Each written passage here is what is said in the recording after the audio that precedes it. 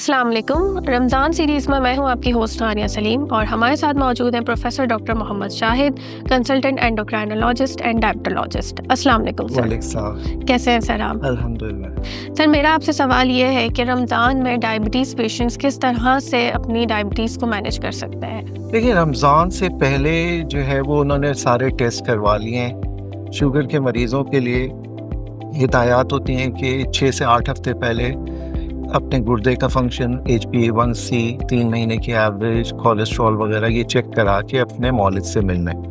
मौलिद ने उन्हें इजाज़त दे दी कि अब आप रोज़ा रख सकते हैं क्योंकि शुगर्स भी ठीक हैं, गुर्दे भी सही हैं। ठीक है। अब रोज़े के दौरान उन्होंने बहुत एहतियात करनी है, स्पेशली वो मरीज़ जो इंसुलिन पे हैं क्योंकि उनकी शुगर लो या हाई हो सकती है, या वो मरीज़ जो कि कुछ दवाइयों पे हैं, स्पेशली सल्फोनाइल यूरिया।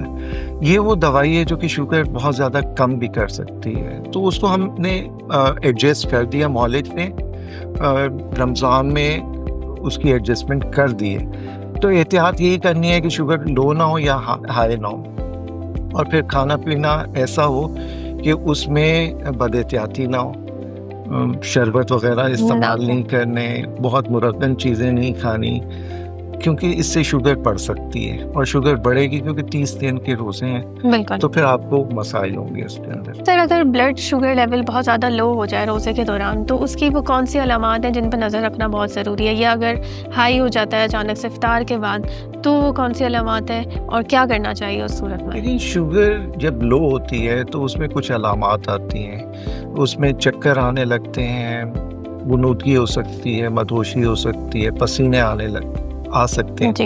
लेकिन कुछ मरीजों को कुछ भी अलामत नहीं होती, इसको हाइपोग्लाइसीमिया अनअवेयरनेस का नाम दिया है। और ये अलामात जो है अगर किसी में हो तो फिर हम उनको मना करते हैं कि वो रोज़ा ना रखें। ऐसी अलामात अगर हों, यानी चक्कर आए, पसीने आने लगे, तो फ़ौरन अपनी शुगर चेक करें। अगर शुगर 70 से कम है तो फ़ौरन रोज़ा अफ्तार कर लें। स्पेशली अगर दोपहर के टाइम है या सुबह के टाइम अगर 70 से कम शुगर हो रही है तो फ़ौरन रोज़ा अफ्तार कर लें। और बहुत ज़्यादा इंतज़ार ना करें कि जी रोज़ा हम कायम रखें, ऐसा नहीं करें, क्योंकि फिर वो और ज़्यादा शुगर लो होगी और फिर मदहोशी, बेहोशी हो सकती है ऐसे मरीजों को। जिनकी शुगर 300 से ज़्यादा होती है उनमें उल्टियाँ आ सकती हैं, उसमें जो है चक्कर आ सकते हैं, उसमें थ्रोम्बोएम्बोलिज्म का फिनोमेना ज़्यादा हो सकता है, यानी क्लॉट्स बन सकते हैं बॉडी के अंदर। तो फिर ये होता है कि ये मरीज़ डीके में भी जा सकते हैं। डीके एक इमरजेंसी होती है जिसके अंदर शुगर बहुत ज़्यादा बढ़ जाती है और जिस्म में तेज़ाबियत होती है और उल्टियाँ आने लगती हैं। तो फिर ऐसे मरीज़ों को भी रोज़ा अफ्तार कर लेना चाहिए 300 से ज़्यादा हो 300 से ज़्यादा हो जाए तो, और अपने मौलिद से राब्ते में रहे। ठीक है। अच्छा सर, हाइड्रेशन को किस तरह मेंटेन किया जा सकता है रोज़े के हाथ? देखिए, सहरी पे ज़्यादा से ज़्यादा पानी इस्तेमाल करना चाहिए, और कैफिनेटेड जो ड्रिंक्स होते हैं जिसमें कॉफ़ी, चाय, उसका कम से कम इस्तेमाल करें। दूध, लस्सी इस्तेमाल कर सकते हैं विदाउट शुगर। ठीक है। इसके अलावा जो है जो सहरी करें वो बहुत फजर की अजान से बहुत साथ ही करें, बहुत पहले करके ना सो जाएं। ठीक है, ताकि हाइड्रेशन भी ज़्यादा हो। और ये तो सुन्नत भी है, बिल्कुल ऐसे है। जब अजान होने लगे उससे पहले आप जो है वो सहरी कर लें, ताकि रोज़ा जो है वो अच्छे तरीके से गुजर सके। सर क्या डायबिटीज़ के पेशेंट्स वो फ्राइड आइटम्स जैसे हमारे यहाँ समोसे, पकोड़े उतने वो खा सकते हैं, और क्या अगर खा सकते हैं तो कितनी मिकदार में खा सकते हैं? देखिए, खजूर एक खा सकते हैं। ठीक है, ये भी गलत कॉन्सेप्ट है कि बिल्कुल खजूर नहीं खा सकते। एक खजूर से आप रोज़ा अफ्तार कर सकते हैं, और छोटी खजूर हो। उसके बाद जो है पानी का इस्तेमाल करना चाहिए। पकौड़े, समोसे जो हैं, जलेबियाँ, इससे कम से कम बिल्कुल सिर्फ चख लें तो ठीक है, लेकिन उससे ज़्यादा नहीं।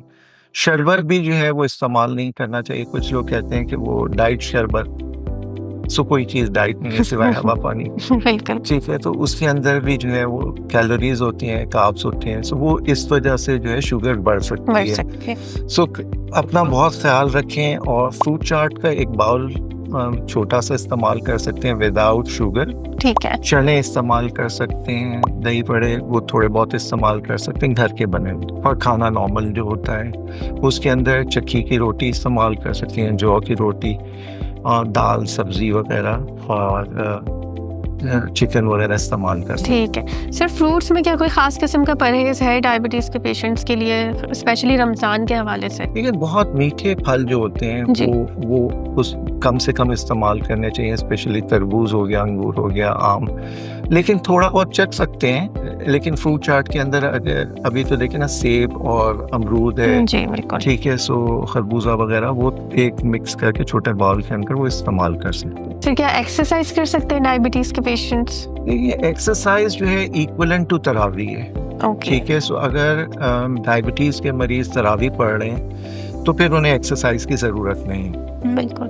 और अगर एक्सरसाइज करनी है तो वो अफ्तार के बाद करनी है, ठीक है। अफ्तार से बहुत पहले एक्सरसाइज नहीं करनी, वरना शुगर लो हो जाएगी, स्पेशली उन मरीज़ों को जो कि सल्फोनाइल यूरियास पे, गोलियों पे, या फिर इंसुलिन पे, ठीक है। इंसुलिन के जो मरीज़ हैं वो मॉडरेट रिस्क पे होते हैं कि शुगर लो ना हो जाए और हाई ना हो जाए, तो इस वजह से उनको ख्याल करना चाहिए। ठीक है सर, जो पेशेंट्स मेडिकेशन ले रहे होते हैं अपनी डायबिटीज़ के लिए, तो बेस्ट टाइम क्या है? अब सहरी में लेनी चाहिए उन्हें या इफ्तार में लेनी चाहिए? देखिए, जो इंसुलिन ले रहे होते हैं मरीज़, 2 टाइम की इंसुलिन, बहुत ज़्यादा मरीज़ जो हैं वो 1 या 2 टाइम की इंसुलिन लेते हैं। कुछ मरीज़ जो हैं वो बेसल बोलस इंसुलिन यानी 3 या 4 दफ़ा वाली इंसुलिन पे होते हैं। उनको हम यूजुअली कहते हैं कि वो रोज़ा बहुत एहतियात से करें।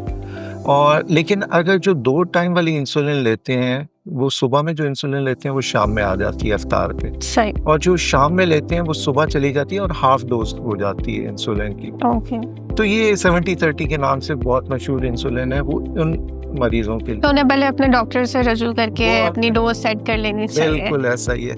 और गोलियां भी जो है वो डॉक्टर एडजस्ट करेंगे कि क्योंकि सल्फोनाइल यूरियास शुगर लो करती हैं, इसलिए हम यूजुअली वो अफ्तार पे देते हैं, सहरी पे नहीं देते। लेकिन कुछ मेडिकेशंस जो हैं वो बहुत सेफ होती हैं, जिसमें मेटफॉर्मिन है, DPP-4 इनहिबिटर्स हैं, ये हम यूजुअली अफ्तार पे दे सकते हैं, लेकिन अफ्तारी पे बेहतर है। Thank you sir, thank you so much. Thank you.